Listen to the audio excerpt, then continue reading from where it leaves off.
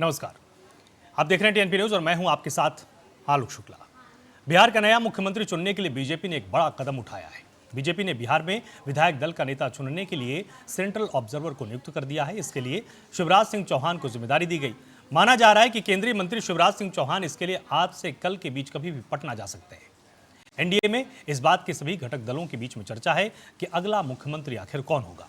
इसके लिए कई दिनों से चर्चा में सम्राट चौधरी, विजय कुमार सिन्हा, श्रेयसी सिंह, संजय जायसवाल जैसे नामों पर चर्चा लगातार चल रही है।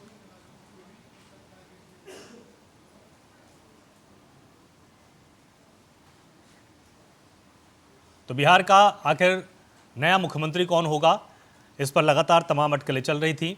कभी नीतीश कुमार के बेटे निशांत के नाम पर चर्चा थी, तो कभी सम्राट चौधरी के नाम पर चर्चा हो रही थी। जिस तरह से सम्राट चौधरी के कंधे पर एक बार नीतीश जी ने हाथ रखा और ये माना जा रहा था कि अपना आशीर्वाद उन्होंने सम्राट चौधरी को दिया है, लेकिन इन तमाम अटकलों के बीच में शिवराज सिंह चौहान को एक बड़ी जिम्मेदारी सौंपी गई है।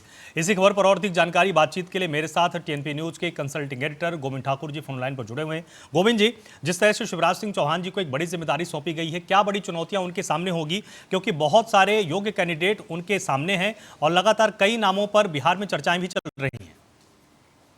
बिल्कुल, देखिए आलोक जी, जिस तरह से 14 तारीख को जो जानकारी मिल रही है उसके हिसाब से बिहार कैबिनेट की नीतीश कैबिनेट की बैठक होगी, जिसमें नीतीश कुमार पहले बैठक करते हुए फिर इस्तीफा देने की बात कही जा रही है। उसके साथ साथ में मुख्यमंत्री अगला कौन होगा, इस पर भी माथापच्ची लगभग चल रही है। लेकिन इस बीच में केंद्रीय जो नेतृत्व है बीजेपी के, उन्होंने कृषि मंत्री शिवराज सिंह चौहान को ऑब्जर्वर बनाया है और उनके नेतृत्व में ही अगला जो कैंडिडेट कौन होंगे उसको चुनाव किया जाएगा और सीएम पद के लिए जो शुरू से लेकर लास्ट तक जो प्रक्रियाएं हैं वो शिवराज सिंह चौहान ही करवाएंगे। तो ऐसे में अब ये तय हो चुका है कि भाजपा के मुख्यमंत्री के तौर पर अब अगला जो ताजपोशी है वो भाजपा की तरफ से होंगे और उसमें सबसे पहला नाम जो चल रहा है सम्राट चौधरी सबसे आगे हैं। हालांकि भाजपा की तरफ से ये कहा जाता है कि कौन मुख्यमंत्री होगा, ये कहना मुश्किल हो जाता है कि कौन से, जैसे आप राजस्थान देखिए, हरियाणा देखिए और तमाम जो स्टेट है नए, उन सबको देखें।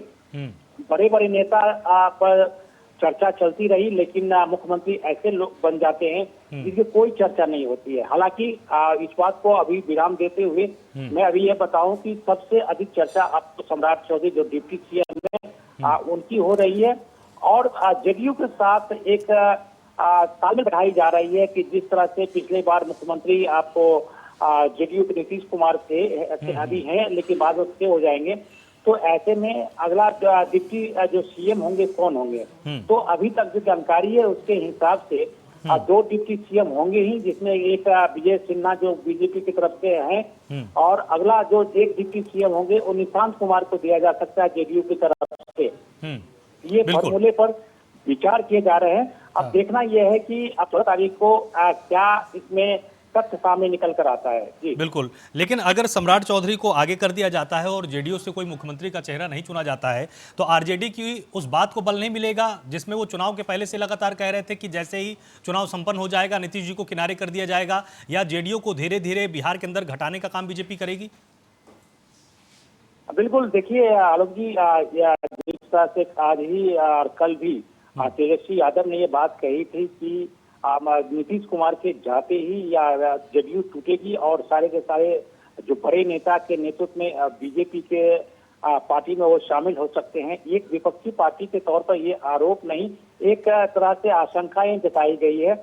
और जब भी चुनाव हुए हैं और जब से इनके नीतीश कुमार के जाने की बात हुई, तभी से ये बात कही जा रही है कि नीतीश कुमार के जाने के बाद बिहार की जो राजनीति है, खासकर जो नीतीश युग है, वो समाप्त होंगे और इसके बदले में उनके बेटे निशांत कुमार को आगे किया जाएगा। लेकिन बड़े बड़े नेता हैं और उसमें निशांत कुमार की कितनी तवज्जो मिलती है और कितने देर तक वो कंट्रोल कर पाते हैं, ये देखना पड़ेगा। लेकिन ये बात जरूर है कि पूरे दूसरे जो भारत में जितने भी स्टेट हैं जहां भी बीजेपी और एलाइज उनके साथ सरकार बनाई है, उसके बाद देखा गया कि उस स्टेट में दूसरी जो पार्टी है उनकी हैसियत बहुत ही धीरे धीरे कम हो जाती है।